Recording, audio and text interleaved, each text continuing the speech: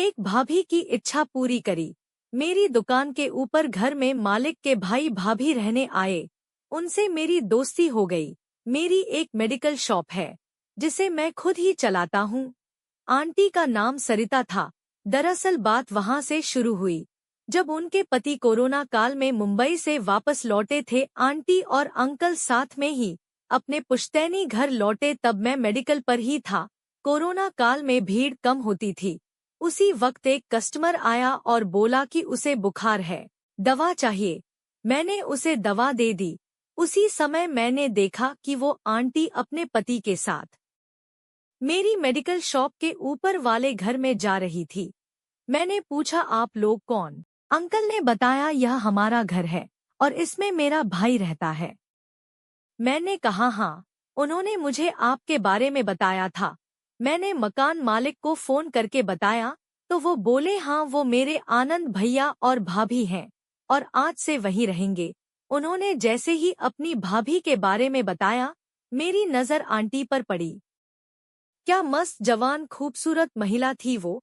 खैर, वो दोनों ऊपर चले गए। फिर कैसे भी करके मेरा दिन बीत गया। जब रात 8 बजे तो शॉप बंद करने लगा, तब आनंद अंकल आए और उन्होंने मुझसे निरोध मांगा। मैंने झट से उन्हें पैकेट दे दिया। इसी तरह से मेरा दिन कटने लगा। अंकल से मेरी दोस्ती हो गई। उन्हें पीने का शौक था। उस समय दारू मिल नहीं रही थी तो वो बड़े बेचैन थे। मेरे पास स्टॉक रहता था। शाम को दुकान बंद करने के बाद मैं अंकल को पार्टी दे दिया करता था। वो भी मुझे पैसा दे दिया करते थे। इसके बाद कुछ ऐसा हुआ कि आंटी भी साथ में पैग ले लेती थी। अब जब अंकल नहीं होते तो मैं आंटी से घंटों बातें करता और उन्हें ताड़ता रहता। एक दिन अंकल कहीं गए थे। मैं और आंटी रात को दारू पी रहे थे। उस दिन आंटी ने 3 पैग खींच लिए थे। वो नशे में आ गई थी।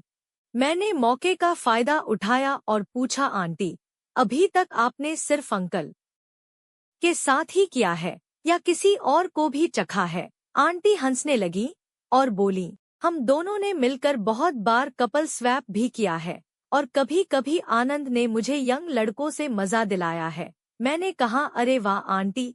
वो हंसने लगी, तुझे भी मजा लेना है क्या? मैंने हंसकर कहा, अरे आंटी, मैं तो कब से बस आपकी तरफ से हरी झंडी मिलने का इंतजार कर रहा हूँ। उसी समय दरवाजे की घंटी बज गई और अंकल की आवाज आ गई। मैंने उठकर दरवाजा खोल दिया।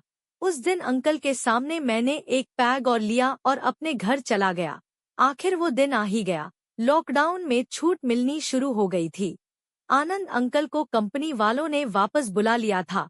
उस दिन मैं उनके पास ऊपर ही था। वो खुश हो गए थे और उन्होंने आंटी से कहा, मुझे कंपनी वापस जाना पड़ेगा। अभी तुम कुछ महीने यहीं रहो, क्योंकि जब से नया घर किराए पर नहीं मिल जाता, तुमको यहीं रहना होगा। आंटी मान गईं और अंकल चले गए। अब मुझे मौका मिलने वाला था।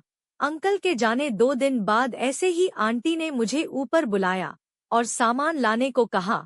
मैं लिस्ट और पैसे लेकर नीचे उतर आया। वो नहाने बाथरूम में चली गईं और मैं फटाफट सामान लेकर वापस आ गया। आंटी ने अपना मेन गेट खुला छोड़ दिया था। मैं आकर चुपचाप उनके कमरे में चला गया।